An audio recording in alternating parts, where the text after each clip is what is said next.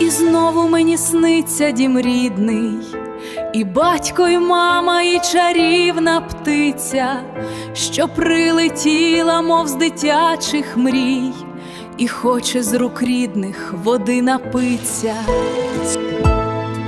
А може, той не роси, не вода, а сльози неньки, батькова сльозина. Все випий, пташе, душе золота, аби не плакала вже більше Україна.